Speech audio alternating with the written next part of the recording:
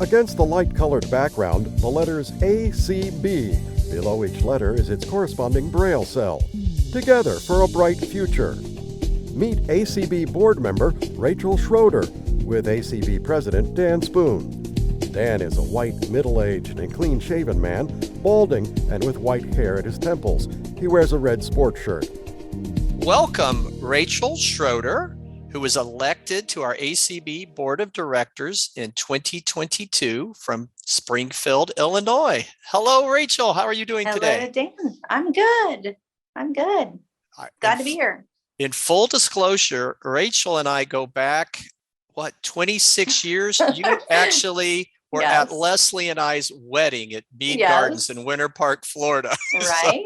So we've known each other for quite a while. Yep. Yes. Dan and Leslie have been friends for a long time. And we served way back in FCB together. And it's been a great friendship.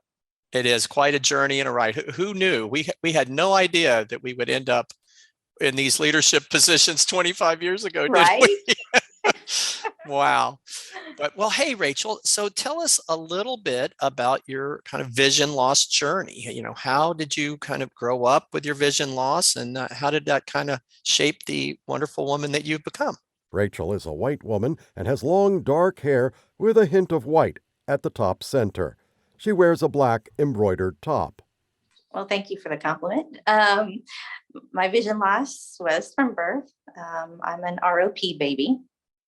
And so I've been dealing with it all my life. And fortunately, I had and still do, have a very supportive family. I have to say a tribute to my parents, who unfortunately are no longer with us, that a lot of things that they instilled in me growing up, have served me well in my role in ACB and as a leader. I no was not in my vocabulary very often. And if it was a no, but, we can try something else to make something work, or, we might not be able to do something in the same way that everybody else can do it, but we're going to do it. I was a normal kid. I just happened to have a blindness. So, fortunately that served me well. I was mainstream in the public school. I also did have some time at the Florida School for the Blind in St. Augustine, where I got some of the more difficult subjects in more accessible format than you would get in a mainstream situation. But I was also mainstreamed while I was there as well. And I went to the local public high school. So I really kind of had the best of both worlds. And then I attended college, go University of Central Florida Knights. You knew I would get that in there, right? Most certainly. Absolutely. Go UCF. And I got a degree in organizational communications. Found myself after that working in an office job, and totally by accident found myself working in the blindness field down the road when I was out of a job, and found myself helping out with technology. And here I am many years later. So it was initially not by choice that I was going into the blindness field. I've always kind of thought I was going to do something out of the blindness field, not really that I wouldn't have done this, but it was not something that was on the radar at the time.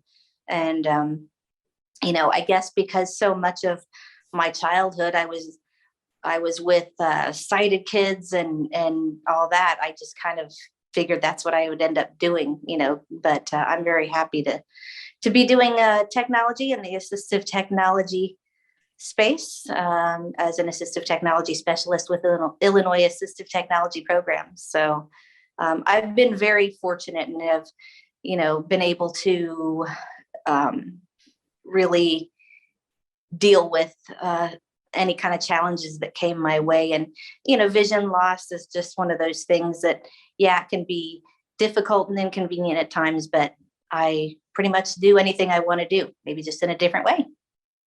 So tell us a little bit about what made you decide to run for the ACB Board of Directors. It was something I always had thought I might do. For the last 8 years prior to being elected to the board, I was president of Illinois Council of the Blind. And I always thought, well, I might run for the board later on after I'm not president anymore.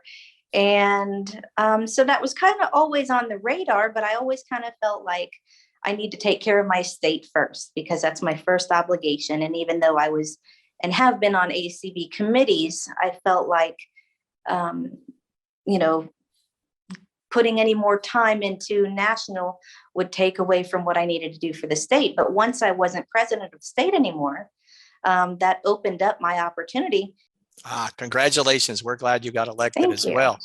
So now that you're on the board and you're getting your, sinking your teeth into it, so to speak, tell us a little bit about what do you see as the kind of next steps for ACB in our future over the next 5 years, and what kind of role would you play in that vision? I'm still figuring out, I think, what my role is going to be. I'm really kind of here just trying to look at the national situation a little more than I had prior to being on the board. I see challenges and opportunities kind of as one and the same, because we can take those challenges and look at them negatively, and that this is an uphill battle that we have to climb, and it's a big challenge and we have to figure out what to do. Or we can take it and say, okay, game on, we got a challenge here, let's work to work it out. And that's an opportunity for ACB just to keep in those advocacy efforts that we've been working for so long. Some of the challenges that we've had, we're working on as we speak. Coming up with the leadership conference and the rally, we're working on this challenge of accessible currency.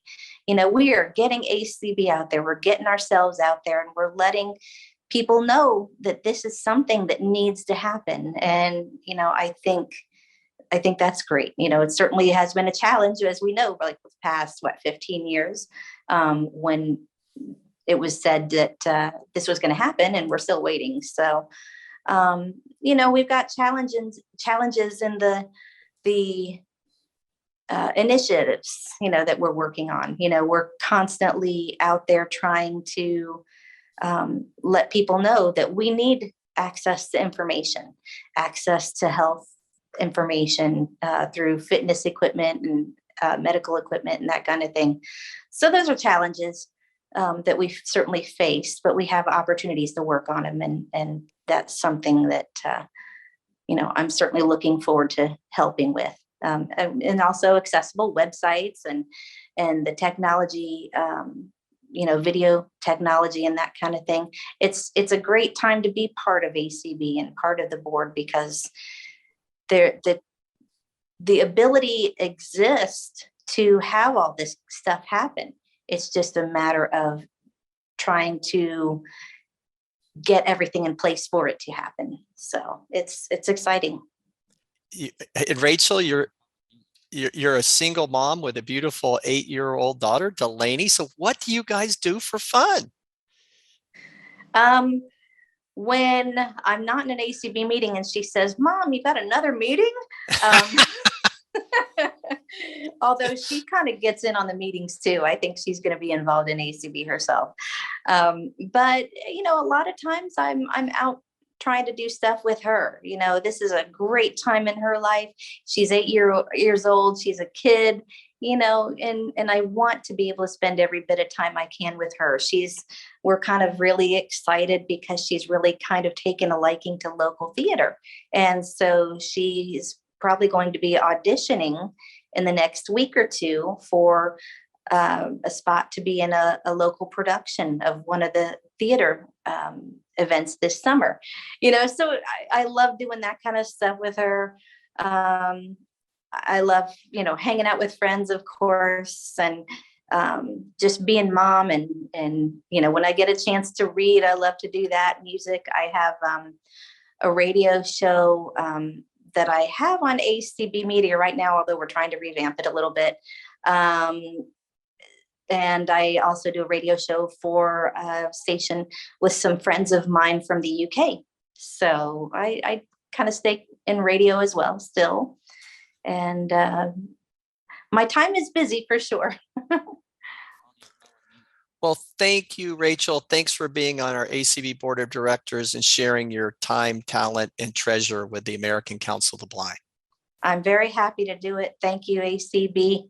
And I look forward to serving you all as best I can. A logo, ACB in print and braille, American Council of the Blind, together for a bright future.